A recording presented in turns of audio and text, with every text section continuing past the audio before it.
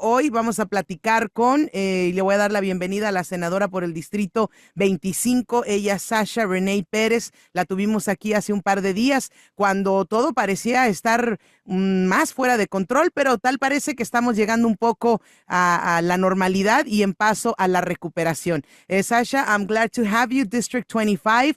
Thank you, Senator, for being with us today. And a few days ago, we were very scared of everything that was going on, but it looks like we're on the right path. And we just want an update on how everything looks in Pasadena and all of your districts. Senator, thank you for being with us. Thank you. No, there's been significant improvement, and we're certainly really happy to see that. We are at over 95% containment at this point, so we are well on our way to getting the fire contained.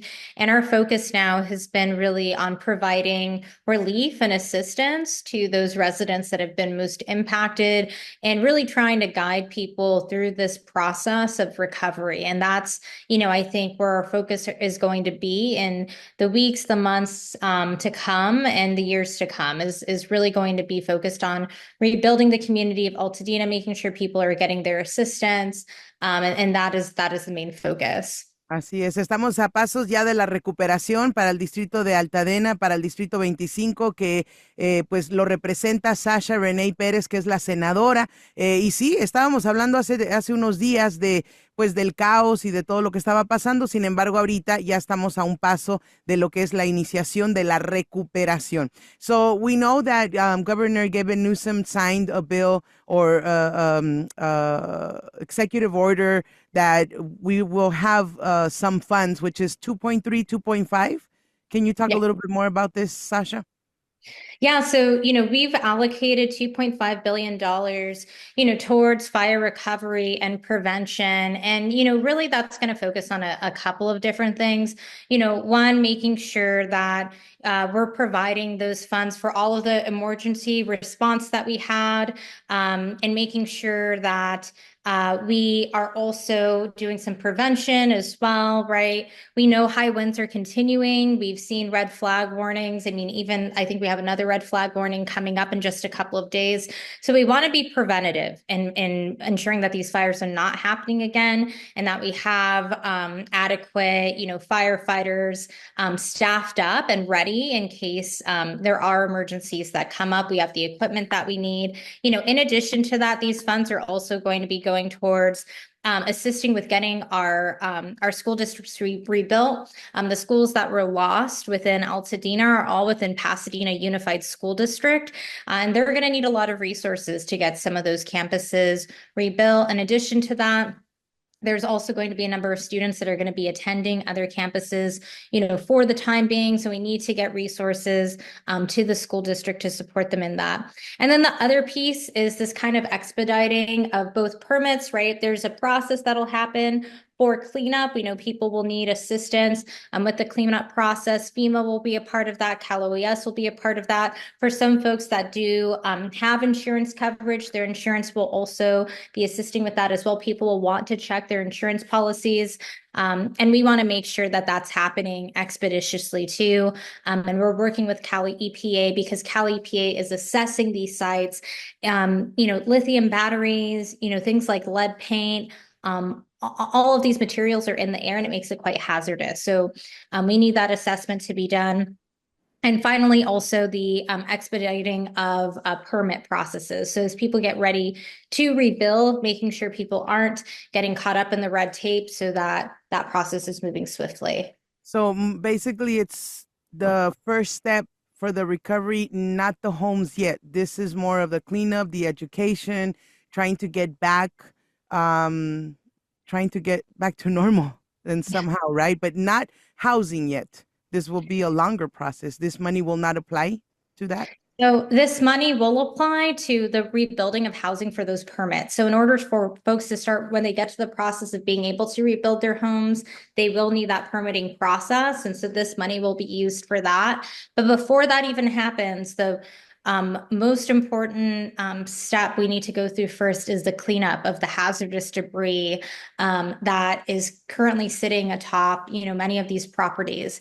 And that is the first piece that we'll need to focus on. Folks need to make sure that their property, their lot is entirely cleaned off, that it's been deemed safe before they begin building again.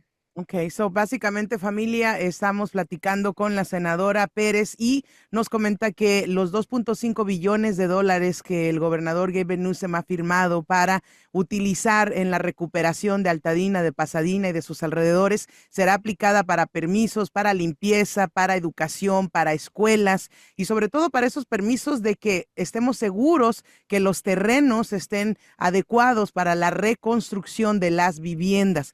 Where can they apply? How can they apply? Do you guys still have the shelters? Where are people staying now? Families that lost everything. So a couple of different things, and I'm really happy you asked me about this. So one, the emergency shelter is still located at the Pasadena Convention Center. The Red Cross is running that emergency shelter, and Ultimate, Kaiser are set up there. So that is a site that will continue to be available, if folks are looking, for housing, for a place to stay. So that is first and foremost. Second, if you've been impacted by the fires, whether you are a renter, whether you are a homeowner, if you have lost your home, regardless of whether you have insurance, you can apply for assistance through FEMA. And so we really want folks to do that. The way the FEMA assistance will work is they will provide you 60 days of rent relief. And so they do it over a 60-day period. So you have to reapply every 2 months. And so we really need people to make sure that they're doing their application so they can start receiving some of those funds and begin this process. So they're getting the help that they need as they're, looking at whether it be temporary housing, if they're in a hotel, they can go ahead and work that out with them. But in order to get that kind of aid, you really need to be working with FEMA. Now, what I'm working with the county on, and just sat down with Supervisor Catherine Barger, is thinking about a plan as to what happens after that, right? We know that the supply of housing is quite tight here in the area. We have many families with children that want to be located nearby so that their kids can continue going to school with their friends. So we're looking at other options, and that's going to include temporary housing, whether it be tiny homes, options like that, that we look at filling in for when we get past that point, which is past the point of the FEMA relief being able to cover that temporary housing. Ok, so amigos, importantísimo que si ustedes fueron pues batallaron con estos estragos y la consecuencia es que se han quedado sin hogar en estas áreas, que apliquen con FEMA para que les puedan dar asistencia por 60 días. Sí siguen los albergues disponibles para todas las personas que quieran quedarse a dormir y que necesiten esta ayuda. También sigue Kaiser y está manejado por la Cruz Roja y ellos están todavía apoyando con eso. Pero si ustedes quieren ayuda de FEMA, tienen que aplicar y cada 60 días tienen que reaplicar. Ahora, hay poco espacio, no hay muchos casas, y etcétera, en el área. Se está pensando y considerando la construcción de casas pequeñas temporales. Este será el siguiente paso. Lo más importante ahorita es que ustedes apliquen para FEMA para que se les dé este dinero por los 60 días y vuelvan a aplicar cuando vuelva a ser necesario. With the new administration, everybody's worried about immigration. Some people might not have documents. Can they still apply, Sasha? So that is also another piece that, has been very difficult to navigate. Those that are undocumented are not eligible for federal aid. And so that is a population that's going to need additional assistance. Right now, there are nonprofit organizations that serve the undocumented community and our immigrant community, organizations like CHIRLA, which have immediate cash assistance available. But we are working at the state level. I've already brought this up to my colleagues. I've brought this up to the governor at making sure that we have a plan in place that's going to take into account the needs of our undocumented community, given that they're not going to be eligible for FEMA aid. Correct. So that is what I heard today by President Trump. If you don't have birth certificate or a citizenship document, you will not be eligible. And that worries our community. This was not like this before 2, 3 weeks ago, right? This was No, different. it those who are undocumented have never been able to be eligible for any sort of federal benefits. If you lack documentation status, you are not able to utilize any sort of federal benefits. It's whether you are, facing homelessness, whatever it may be. And It's this is always been this way. it has always been this way. And Okay. this is also, I think it's important to bring this up because there's often this false narrative that our immigrant community and our undocumented community have access to so many resources. They don't. They've never been eligible for federal benefits. I see. Okay. So very important again, family, that you apply for this help and that you do it every 2 months. And, we gotta just be a little patient. I know it's very hard and difficult for people that have lost everything, but at this point, this is, the best that can be done so that this can be done quickly. Lastly, we're expecting rain over the weekend, probably Sunday, Monday. Are we prepared? Are you guys prepared in Altadena, Pasadena for this rain? Yeah, so we just met yesterday with the Secretary of Natural Resources for the state of California, and he was sharing with us that that is actually what they're putting together right now, is making sure that the San Gabriel Mountains, where we did have the fires and where there were impacts, do not suddenly have mudslides leading into the cities located below them. We have, the city of Sierra Madre, the city of Pasadena, and the city of Altadena that are located right at the base of our foothills. And so we know if we don't do something now to protect those areas that, we could potentially be in for even more damage, from debris and other runoff.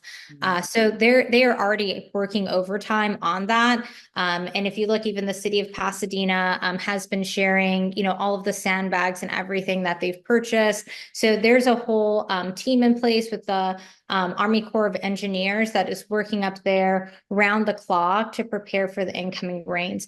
Now, what they've seen online and looking at kind of the studies on what the incoming rains will look like is that it will not be a very heavy rain, Okay. which is what we're hoping for, is that it is not, it is a kind of mild rain. If it is a heavy rain, that is what concerns us. But so far, as we've been closely watching the weather, it looks like it's going to be a minor rain.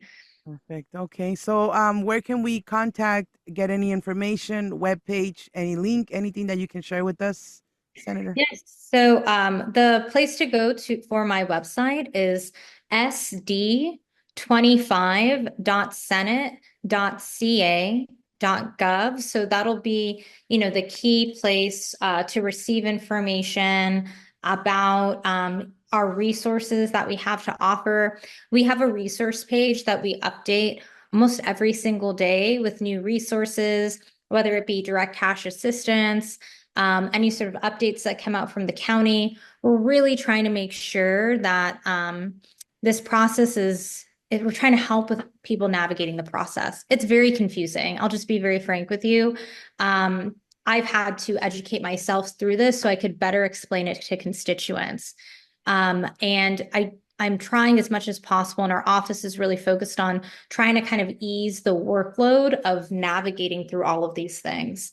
Correcto. Bueno, familia, nos acaba de compartir una página web. Sí, Altadena, Pasadena, Sierra Madre se están preparando para la lluvia, pero parece que el pronóstico meteorológico no va a ser tan grave y se espera que la lluvia sea un tanto pasiva y no tan difícil. Hay que buscar ayuda, pero hay que seguir aplicando. No dejen de aplicar, no dejen de buscar. We want to make sure that those 2.5 are distributed in a correct way, and that anybody that needs it, and only anybody that needs it, does apply. And you guys will be taking care of that, Senator, to make sure that it's only the people that really need it, correct? They do Yes, have to go through a absolutely. few steps and, Yeah. and verification and stuff, correct? Yes, absolutely. There's multiple ways that we have of assessing, who is eligible for relief. We've worked with both the county and our firefighter agencies on this in particular.